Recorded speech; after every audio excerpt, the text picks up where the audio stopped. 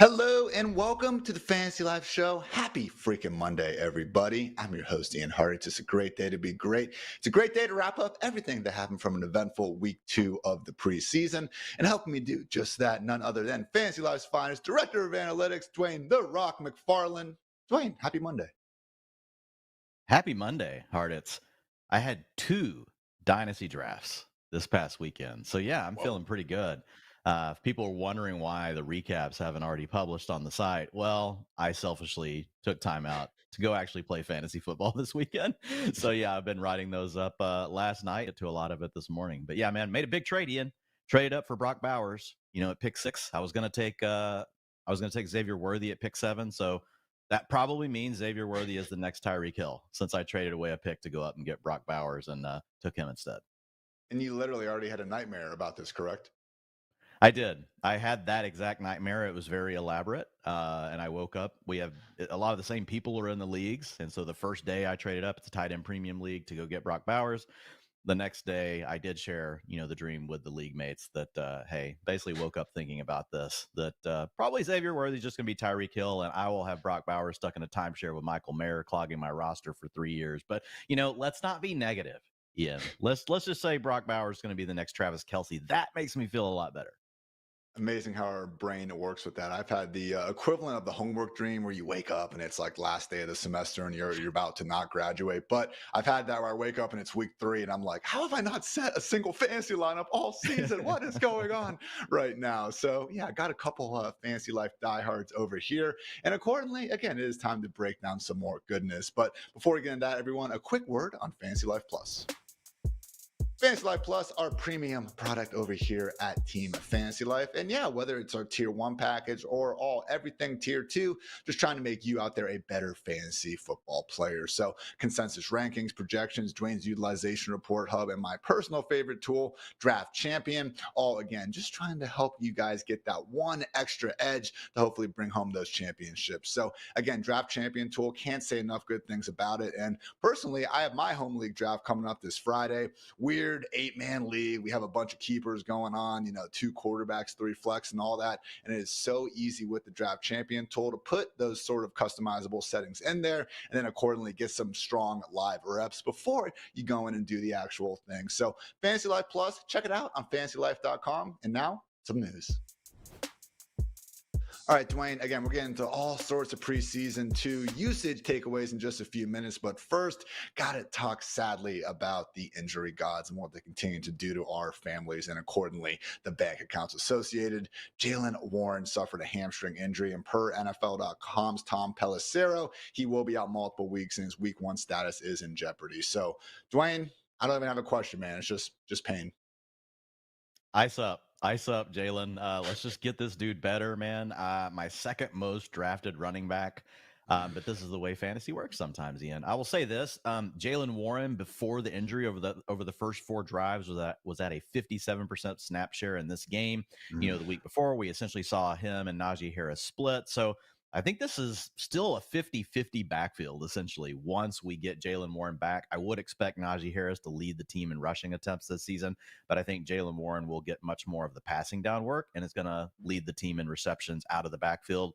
I think there's a chance, Ian, as long as he gets back healthy, you're still potentially looking at the number 2 target in the offense. We just don't know who it's going to be behind Pickens. Van Jefferson had 100% route participation this weekend for the second weekend in a row with the starters. Last week he was over 90%, but he's not like a high-end target earner. Roman Wilson's hurt. Pat Fryermuth is rotating all over the place. We're getting some true Arthur Smith tight end usage going on here. So there's a world where we could look up and be like, oh man, 15% target share for Jaylen Warren, even if he never took over more of the rushing workload. That could have, with his playmaking ability, potentially already made him a low-end running back 2. Worst case, you were looking at a mid-range running back 3. So I'm going to bump him down, or I did bump him down about 5 spots overall in the rankings this morning. Just a real quick adjustment. I've got to go back and look at it again in the running back rankings. But for now, interested in your thoughts.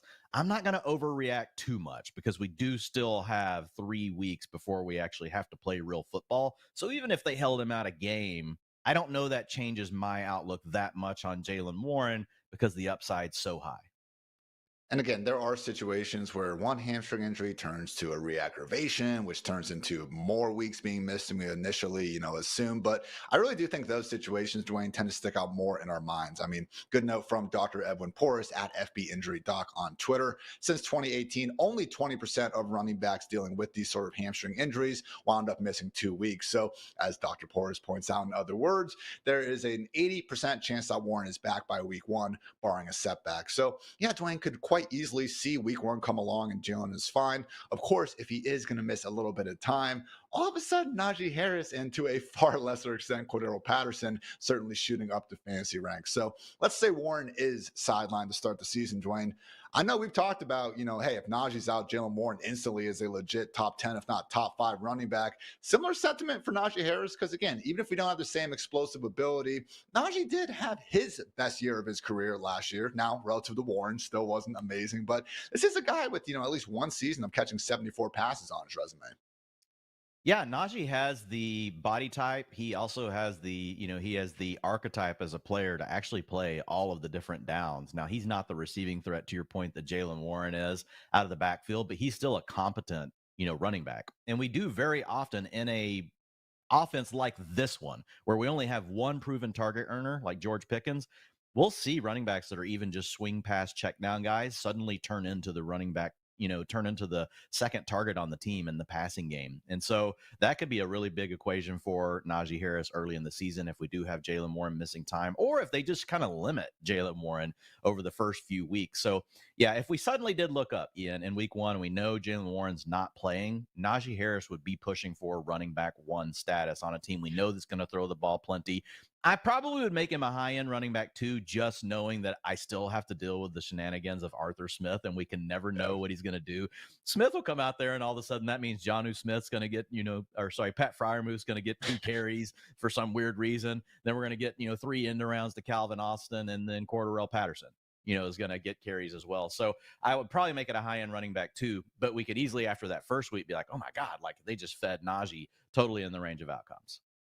Certainly be a lot cooler if that offensive line could stay a bit more healthy as well. But yeah, maybe not the best overall offensive environment, but we certainly love that volume in fantasy land. It sure looks like Najee's going to have a lot of it while Warren is sidelined.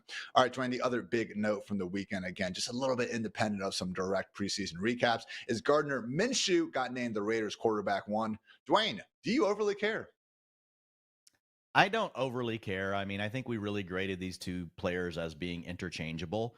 I'm kind of, I don't think it's necessarily a good thing for Aiden O'Connell, right? Because if it was so close and he's the younger guy, that they could potentially build on for the future, you would think that they would probably lean towards him as having a slight edge just for those reasons. So the fact that Minshew did beat him out and still get the job despite not being on any sort of long-term deal, I think, I don't want to say it means that it's game over for Aiden O'Connell, but I think that it's definitely a negative data point, on his resume.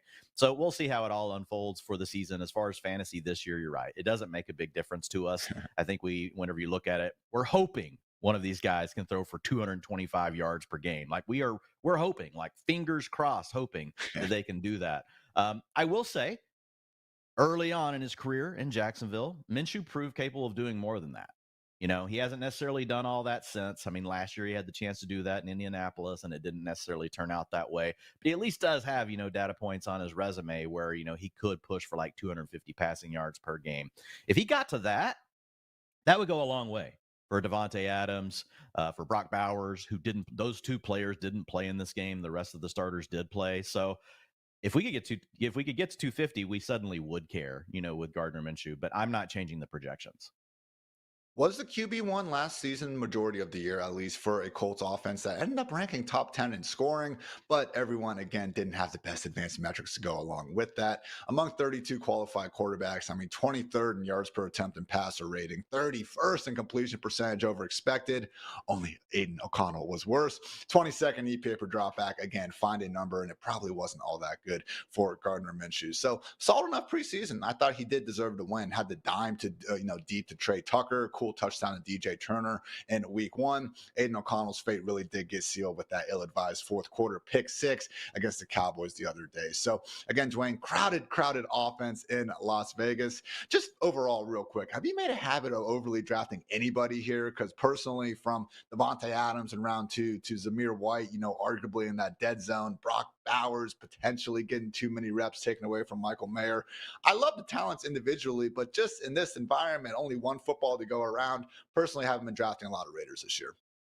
Bowers is the guy that I've drafted the most. Like whenever I miss out on the elite tight ends, and then I get down to like the David Njoku range, like once he goes off the board and Evan Ingram are gone, and then it's like Ferguson and Bowers and Goddard are all right there together. So I've taken quite a bit of Goddard.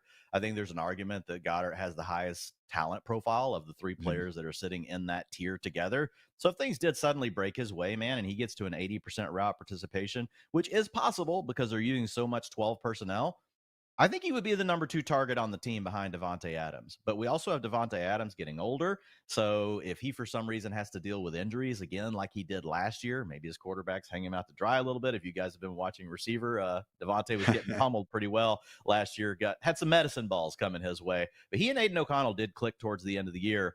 But if for some reason, like Adams isn't 100% or he is on the decline, then I think that potentially opens up more for Bowers. So Bowers is the most drafted guy, but I'm like you, Ian. I can't go into the season saying that starting Brock Bowers in my fantasy lineup in week 1 gives me like warm, fuzzy feelings. I'm hoping that after watching week 1, I suddenly feel that way, but it's a real unknown for week 1. So Minshew, the QB1 for now, but similar to, again, like the likely, coronation of Russell Wilson winning the job in Pittsburgh, don't necessarily expect either leash to be all that long. Yeah, not exactly the league's 2 best QB rooms we were dealing with in Pittsburgh and now Las Vegas. So some other quick hitting kind of injury and depth chart notes from over the weekend. Rashid Shaheed, our one true king, sadly a bit banged up, dealing with a toe and foot injury at the moment. So had the hamstring before. Hate to see that going on, but we will keep you updated. Good news, though, is that Joe Mixon did return to practice last week with that thigh injury, so fully expected to be that Texans bell cow RB1 by the time week 1 comes around. Steelers center Nate Herbig tore his rotator cuff and will miss significant time, possibly the entire season. Now Pittsburgh likely will be forced to turn to a rookie under center. And by under center, I mean the actual center. MVS suffered a neck sprain, so, relatively good news considering what it could have been. But yes, currently competing for that roster spot in the crowded and unproven Bills wide receiver room. And also Kyle Shanahan said the 49ers do expect, I should say they're hopeful Ricky Pearsall, their first round pick, will be ready for week 1, currently dealing with that shoulder injury. Also, guys, Kamani Vidal, he's back. We're going to be talking a bit more about him later, but the Athletics' Daniel Popper did note that he now does have Vidal making the Chargers' final roster. So Daniel Popper, very good at his job. And again, I think if people had read kind of his full statement on Vidal, maybe they wouldn't have been quite as freaked out as when, we just get the small clip, sent around the old Twitter sphere. Vikings signed Stephon Gilmore, good for them to get someone so familiar with catching passes from Sam Darnold. And then also Michael Penix did not play in the preseason game because, quote unquote, Mike showed us last week, enough that we don't have to play him in the preseason per head coach Raheem Morris. So pretty interesting to not play, your rookie quarterback who you use the eighth overall pick on, who, is your backup. But then again, I am not a doctor. So that's the news, everybody. And now a quick word from our friends over at Mike's Hard Lemonade. Hey, Fantasy Life fans, let me ask you a question. Was your day hard enough for a Mike's Hard Lemonade? Are you in a slow draft that just won't end? Were you one pick away from the perfect quarterback wide receiver stack, but got sniped? Living the fantasy life is hard, and hard days deserve a hard lemonade. And guess what, guys? Mike's Hard Lemonade is the reward for a hard-earned thirst. Reward yourself today. Go to www.mikeshard.com to find out where you can get Mike's nearest you. And again, it's so freaking catchy. I'll say it twice. Hard days deserve a hard lemonade. All right, Dwain, it's the preseason. That means it's time to overreact. And we got a handful of items that, we're going to go off on, starting with Giants wide receiver 1, Malik Nabers. Is he QB proof? Because it sure looked like it for stretches of that week 2 performance. Look, on a high level, there really aren't wide receivers that are completely QB proof. Occasionally we have wide receivers that overcome some crazy quarterback situations. I know one of our favorites to look at is back at the Josh Gordon season when he had like 5 quarterbacks. Probably nobody even remembers played in the NFL. And this dude just went completely ham. So it can happen. But if we look historically back to the year 2011, Ian, teams that throw for between 225 yards per game, which is probably what we should expect from the Giants, only 5% of wide receivers that ran at least 400 routes finished as a wide receiver one. We had another 15% finish as wide receiver twos. And I do think that is the bucket that Malik Nabers is in. The guy had a 33% target share this weekend on 5 drives with Daniel Jones. Yeah, Daniel Jones had some issues. There were definitely some struggles through a really bad pick, that folks saw out in the flat that went for a touchdown. He also threw a pick that was, it was a deeper throw down the field, and he kind of put it on a rope, probably needed a little bit more air under it. So there's going to be some turnover issues. But what I liked, Ian, was the fact that they were letting Daniel Jones drop back and sling the ball, despite just coming back from this ACL injury. We're in the preseason. Yep. That tells me they feel pretty good about his health, and he was not afraid to try to get that ball to Nabers. Already mentioned the 33% target share, 89% route participation in the first 5 drives with the starters for Nabers. And I think even more impressive, and I know you watch this too, is when you turn on the film and watch Nabers. Right away, yes, there was a near pick on what was a comeback route, and that probably was on Nabers. It's a timing route. He didn't fight back through Derek Stingley, but he's a rookie. But on the next play, man, or 2 plays later, he's got Derek Stingley beaten for potentially a touchdown down the sideline, depending on how Daniel Jones throws that thing. Jones does hit him. Nabers should have caught it, but that would have been another 25-yard gain on the stat sheet that didn't show up, so that goes down as a drop for Nabers. He had another incredible catch crossing the field towards the sideline, and then later in the game, most people saw the other big catch down the right sideline where, he makes a great catch, and that was a really good throw from Daniel Jones. So there was good and bad from Daniel Jones, but I think what we're seeing, man, is Nabers is really good, and Daniel Jones is not going to be afraid to force it in there. And I would expect Daniel Jones, as he knocks off the rust and gets, better with Nabers, that I think this is only going to improve over the course of the season. Daniel Jones is not a quarterback that, has just been completely inaccurate for his career. So I do think they're going to end up having plenty of connections. I think where the question comes in is, what's the ceiling touchdowns wise, right, for this offense under Daniel Jones? So the good news is Nabers, he's a guy that can break those long plays on his own, Ian. So I think he could still come in somewhere around 7 or 8 touchdowns, even if this offense struggles overall. Yeah, I was Drake and joshing around on Twitter after he had the 4 catches for 54 yards on 6, first half targets, where if you extrapolate that, 17 games, 204 targets, 136 receptions, 1,836 yards, and 0 touchdowns. So I do think he'll find the end zone at least once or twice this season. But yes, Dwayne, that is the problem here. But yeah, I like that. Again, we don't have to completely make this, the shit on Daniel Jones hour, because when you look at what he's done, guys, in 2022, 14th in EPA per dropback, 11th in CPOE, completion percentage over expected. Yes, I know he's played more football than that, and those numbers weren't quite as good. But if there was an offensive environment that is pretty consistently combined a piss poor offensive line with not very good wide receivers, it really has been both of these New York teams for the better part of the past half decade. So Malik Nabers finally giving Daniel Jones, I think, what they thought they were getting when they paid $72 million to get Kenny Golladay, and that is a legit number 1 wide receiver. So had an absolute pearl down the sideline to Darius Slayton as well. Wan'Dale Robinson is looking a bit healthier, 1 year removed from the ACL injury. Dwayne, I want to, be careful here, but are we sleeping a little bit on this New York Giants offense? Because again, it's condensed enough with some pass catchers that, no, I don't love Slayton and Wan'Dale when they're your 1 and 2, but when you do have a Nabers in there and now they're your 2 and 3, I don't know, man. Daniel Jones is only 1 year removed from a top 8 fantasy finish. That happened. Yeah, he's going to need to scramble and move around, which he also did in this game. He did have a scramble, kind of had an awkward-looking slide, so you're going to have to work on that, Daniel Jones.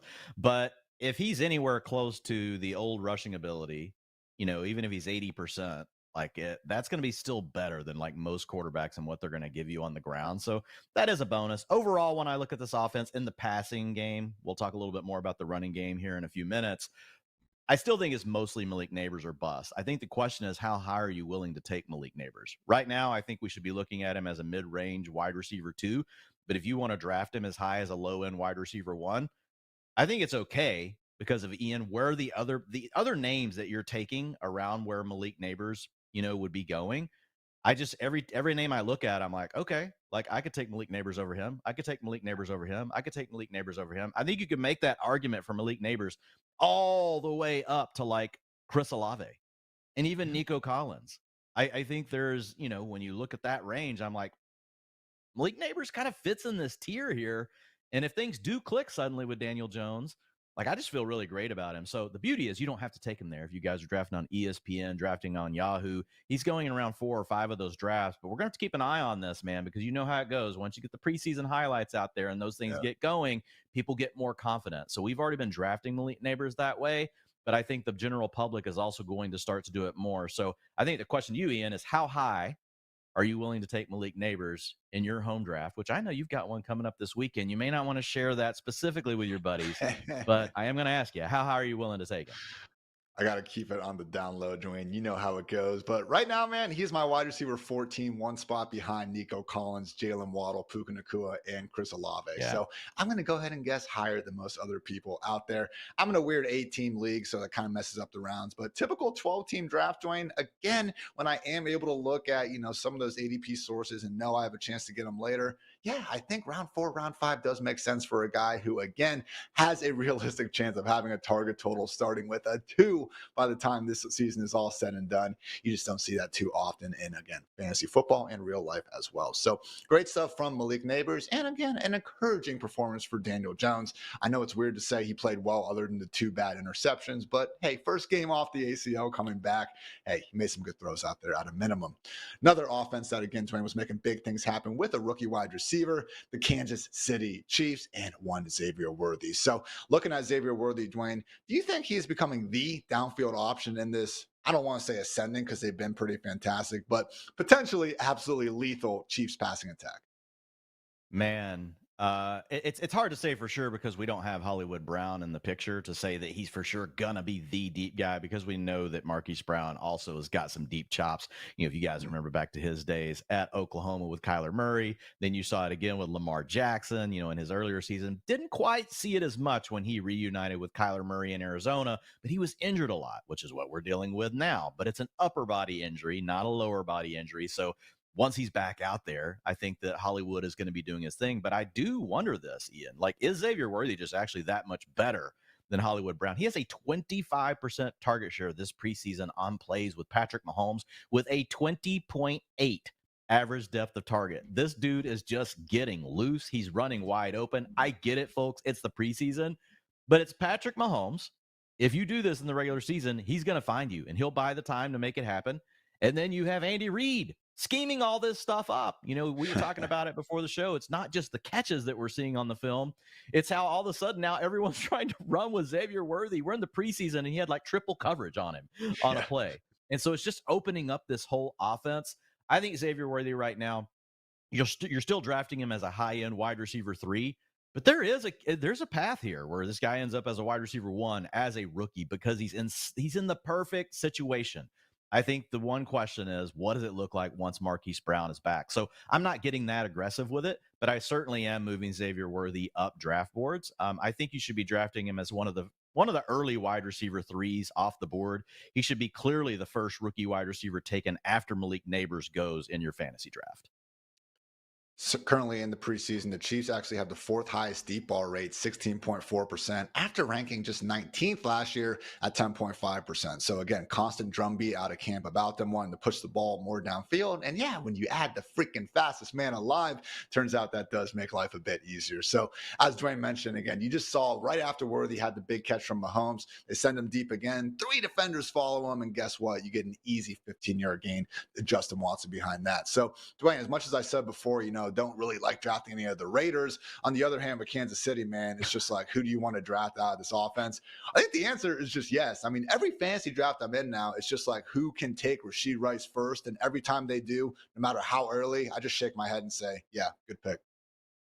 Yeah, Rashee Rice is climbing with really good reason, Ian. He's got a 38% target share this preseason with Patrick Mahomes on the field. Now, we don't want to get carried away with target shares in the preseason, but we would rather see that, right, than not getting any looks. And when you look at the way the offense is designed, Rashee Rice is getting all the low average depth of target stuff. He has a 3.7 ADOT, so he's getting all this stuff designed. If you guys have been watching the games, you'll see him running across the line of scrimmage. They hike the ball, and then he sneaks out into the flat.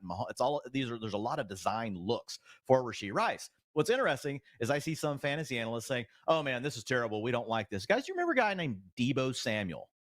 That's mostly what Deebo Samuel lives off of, and Rashee Rice is not in the same category as a run after the catch player.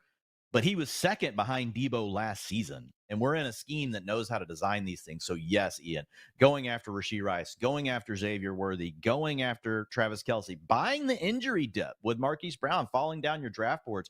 I want to draft all of them. And if you guys can, you probably hear about this term called, you hear people talk about stacking. Well, that means you take the quarterback for the team and then you add 2 or 3 of those weapons from the team around them.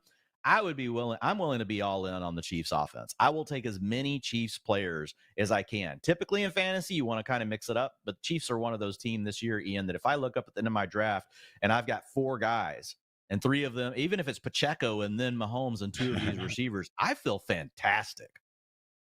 Currently doing a points per first down league with a bunch of industry insiders, Matthew Berry amongst them, and not to hurt myself, pat my own back, Dwayne, but we're working with Mahomes, Kelsey, and Rashee Rice through the first 7 or 8 rounds of this super flex draft, and I was debating adding Xavier Worthy to the crew, and you know what, I think we're going to do just that after getting that nice highlight from you. So great day to be great there. But now quickly back to the New York Football Giants, because Malik Nabers not the only guy getting a boost. Devin Singletary again suddenly looking like a legit workhorse RB1. So Dwayne, 29 of 33 first half snaps for Singletary. Are you drafting him as a sleeper workhorse RB1, or still enough concern about this overall offensive environment to maybe look elsewhere? Well, I still have concerns, which keeps him really in that running back 3 territory. But if this offense were to suddenly surprise Ian early in the year, that type of utilization gives you running back 1 upside. We saw it for him last year in Houston, and that's a great example of an offense that no one thought we would get very much out of, and they suddenly turned into one of the best offenses in the league. Now, obviously, they had a rookie quarterback in C.J. Stroud that just blew up, so we're not expecting that kind of thing from Daniel Jones.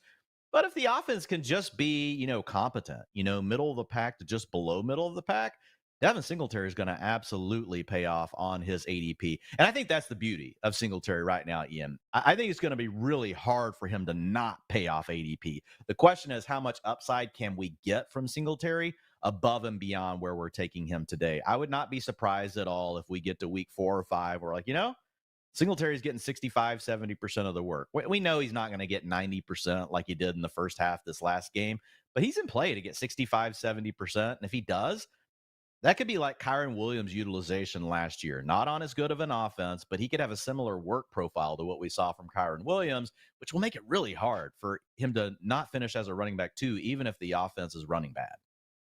Look, it was a group last year that, guess what, had a horrible offensive line, wasn't a high scoring offense. And as much as I do believe Saquon Barkley is the better running back, I mean, I think you could argue Singletary could be 85, 90% of what Saquon was. And even in that porous situation last year, Saquon was still the RB9 in PPR points per game. So again, prime 0 RB target that, hey, you start your draft with 4 or 5 wide receivers in your first 7 or so rounds. Devin Singletary certainly standing out as a guy where, yeah, we're probably going to see 20 plus combined carries and targets more weeks than not. Accordingly, again, making him a great 0 RB target for those sort of drafters.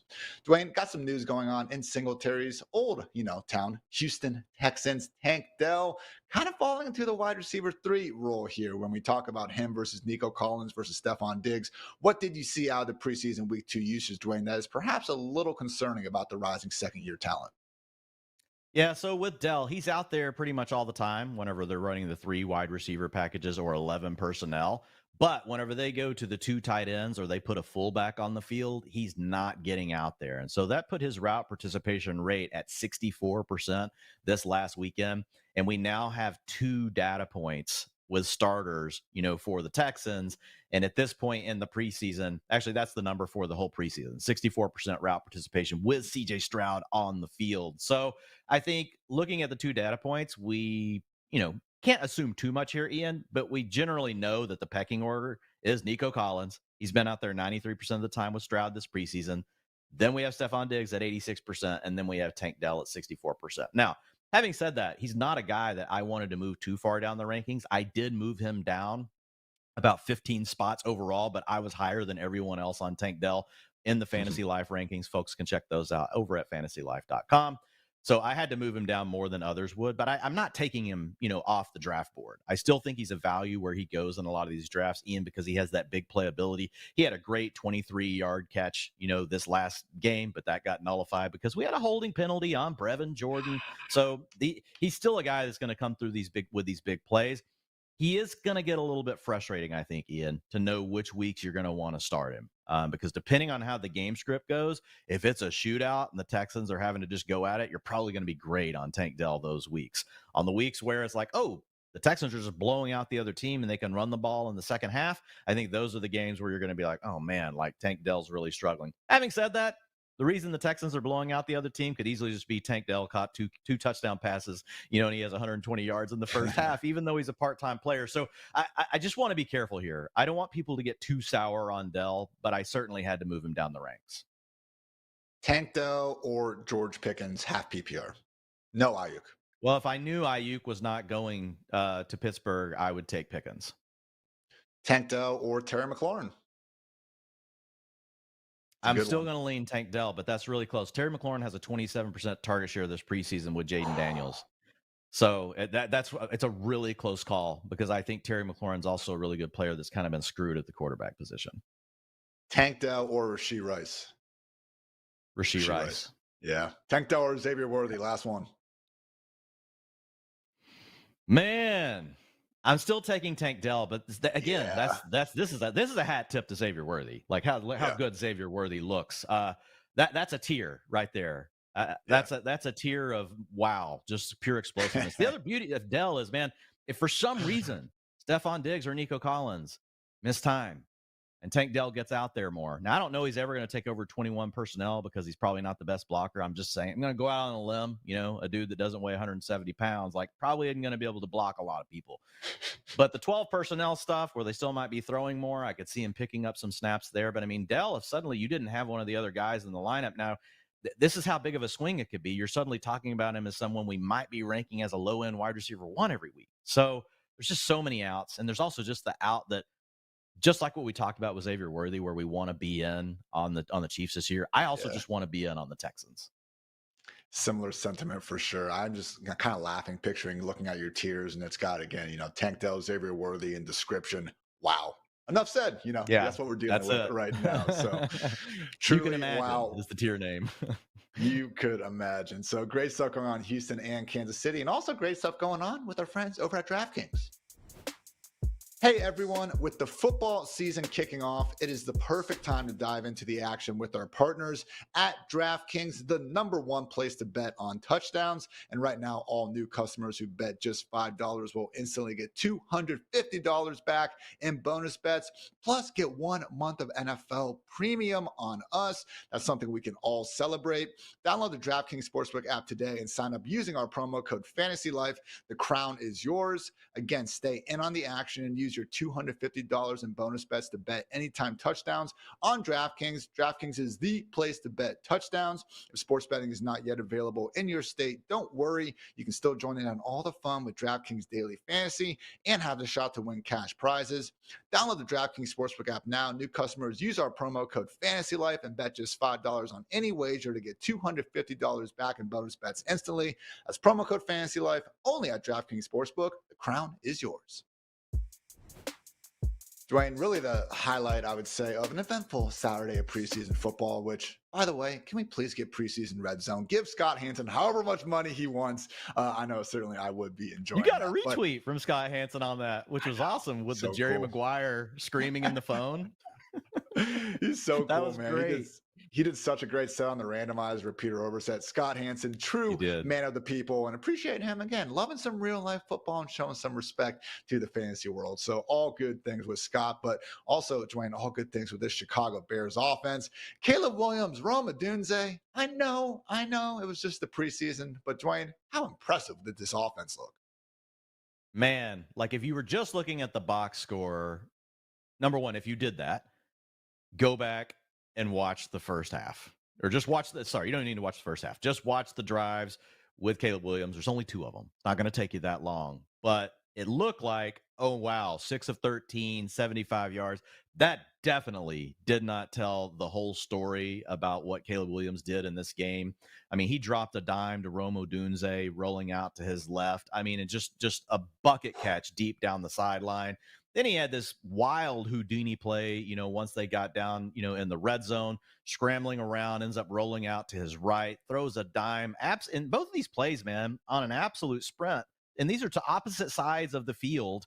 And he nails Odunze in the back corner. Unfortunately, Odunze wasn't able to keep both feet in bounds. He already had a foot out of bounds when he caught it, but it was a dot, man. That would have been a touchdown. Rome Odunze is going to get better at that sort of thing as his career goes. He's just a rookie, but that should have been a touchdown catch. And this was just an amazing play by Caleb to get out of trouble. And then, like we saw, at USC, once this team gets down inside the 10-yard line, there's going to be plenty of times where Caleb Williams is going to see that he just needs to opt to scramble and score a touchdown. And it was another like Houdini style play. This guy scrambling out of trouble, ends up doing a little pump fake just to hold all the defenders, and then he just runs it in himself. Man, he's just doing special things, Ian. Honestly, what we're seeing from Caleb Williams at this point, I could say, do we really see out of any other quarterbacks in the NFL other than Patrick Mahomes and Josh Allen?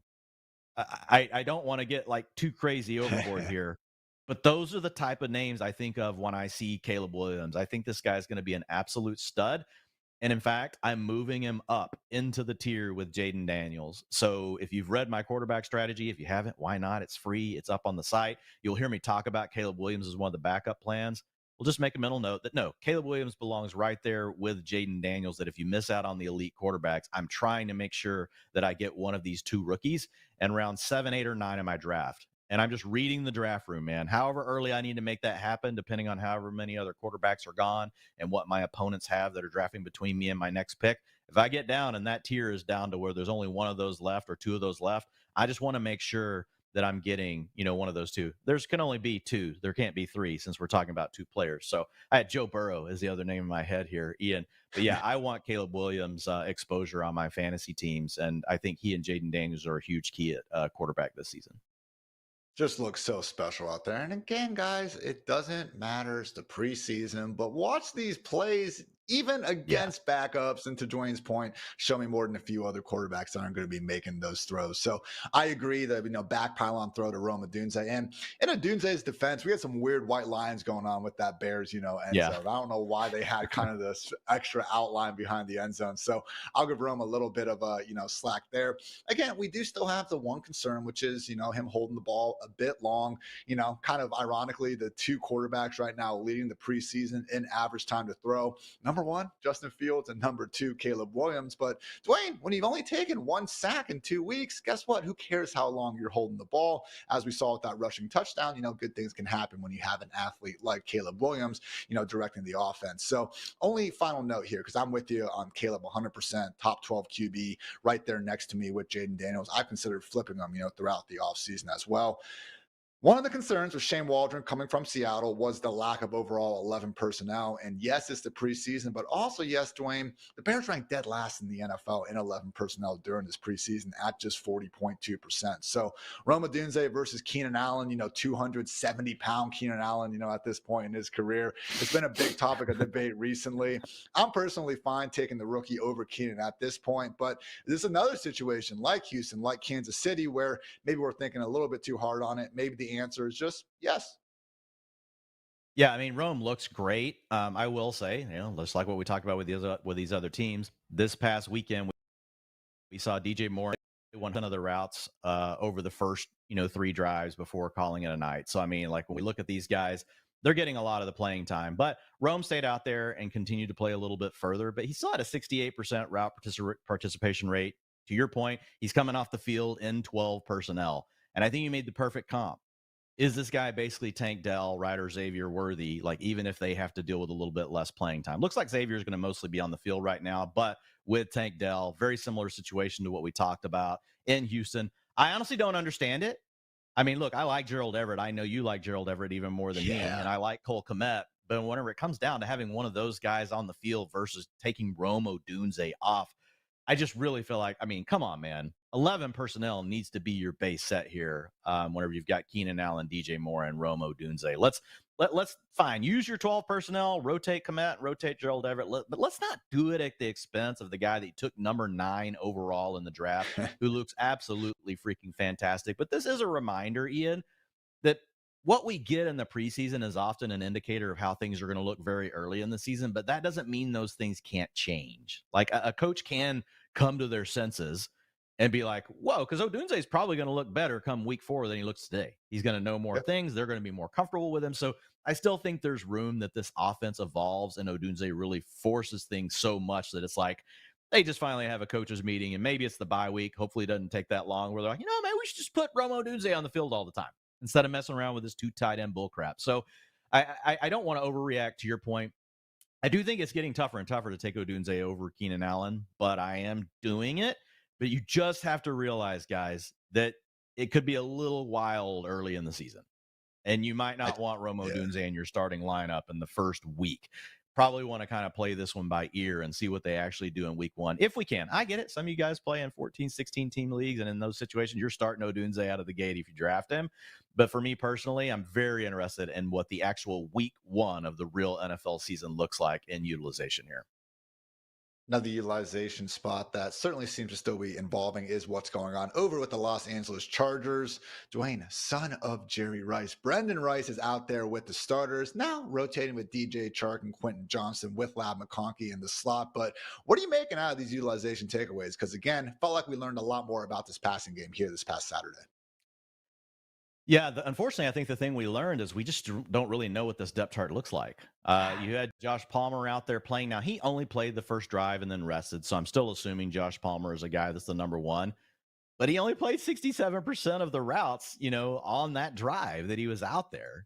So we've got Ladd McConkey, who's getting onto the field, but only in 11 personnel. He's not playing in the 2 wide receiver sets, so he kind of now fits into that bucket with Tank Dell, the same bucket that we just talked about with Rome Odunze, but on an offense that we're not near as excited about. Like, we do really like Justin Herbert, but this team is also going to run the ball quite a bit. So with McConkey, I think this does hurt his fantasy value a little bit. I also don't think he has near the big playability as Rome Odunze and Tank Dell, so we're really depending on more volume here from this player. So I did slide him down the ranks a little bit this morning, Ian. I've got Brian Thomas Jr. now well ahead of him, who I think is going to pretty much play all the downs, for the Jaguars. I think he has more upside as a legit deep threat as well. Now, we really like McConkey, but I think it's going to be a struggle for him to finish as anything better than maybe a wide receiver 4 if he's only going to play in 3 wide receiver sets. And then finally, you did mention Brendan Rice.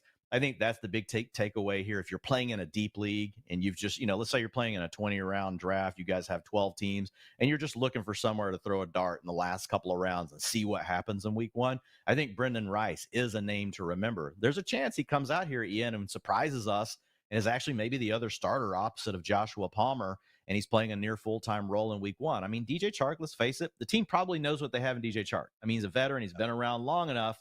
And to see Brendan Rice coming out and working his way in with those guys, we know what Quentin Johnson is probably at this point, too. He's a guy that's buried on the freaking depth chart. There is a chance week 1 that we're looking at this going, wow, Jerry Rice's son is actually the wide receiver 2 on the Chargers.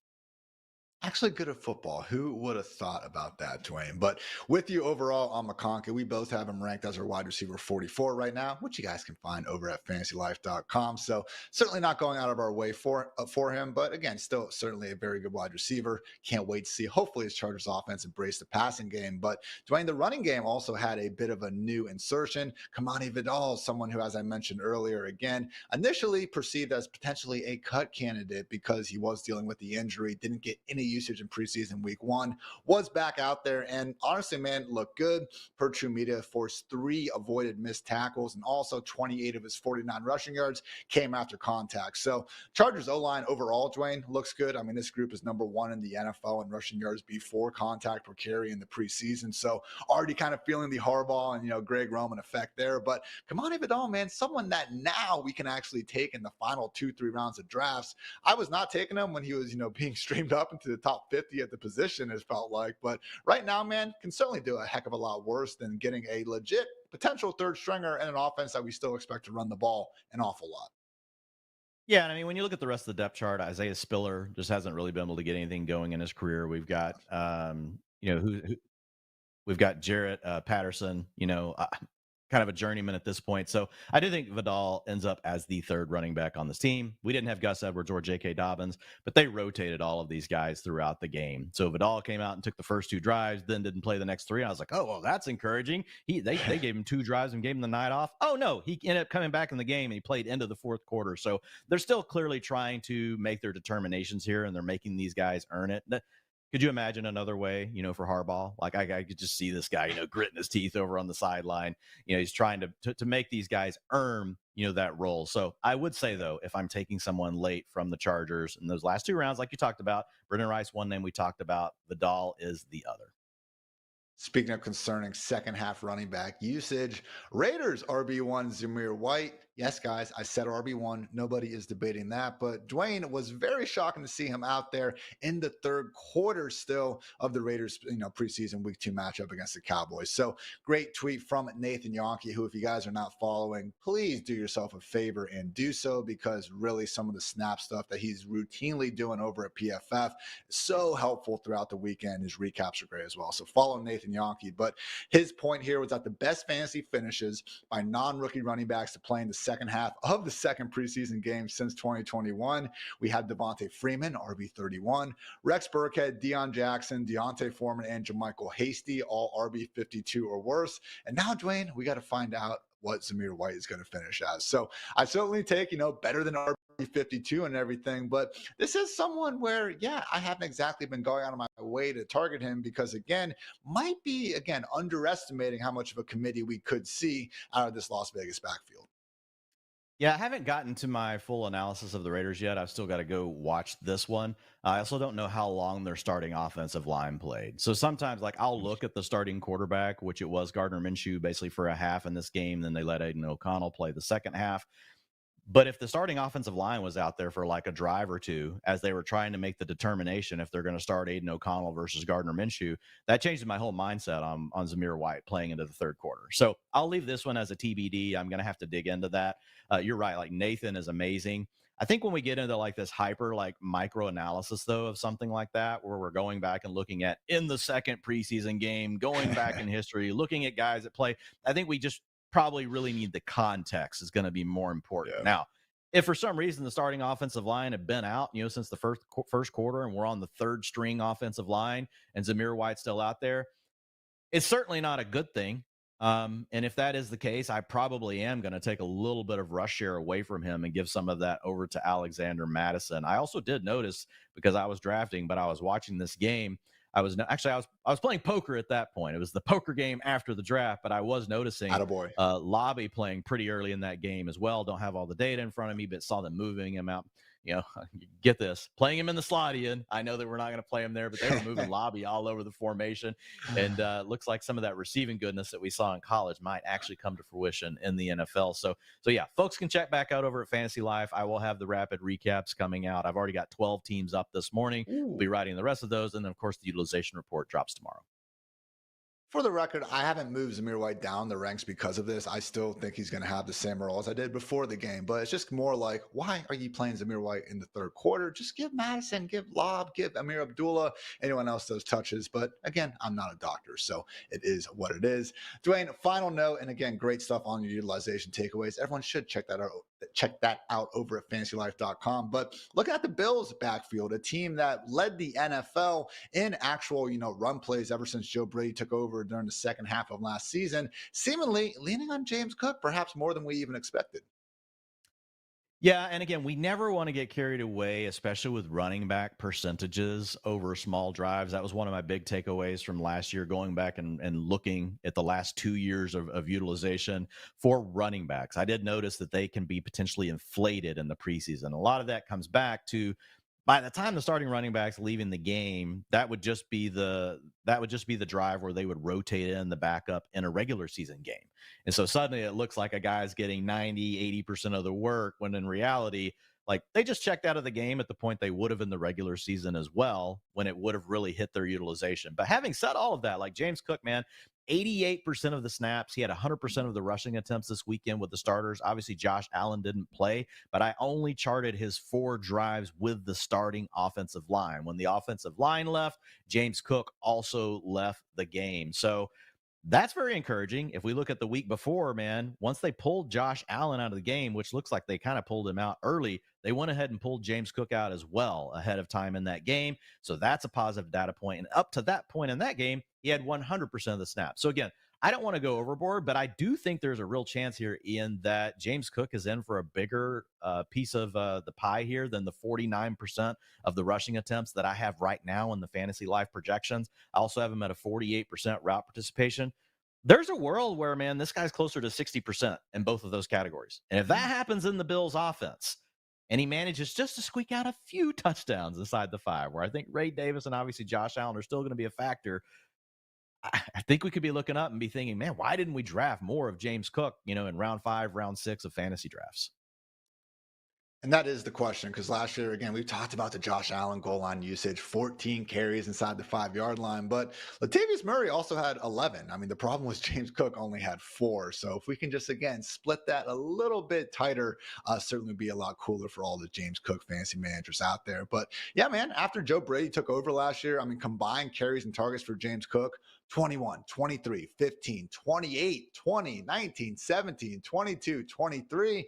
I mean, I'm with you, Dwayne. When you start looking at these mid-round running backs, James Cook versus Rashad White versus Joe Mixon, I mean, when we're trying to find the one in an offense where they can shine as a pass catcher and provide some extra explosion on the ground, it's probably James Cook, and it's probably James Cook pretty easy.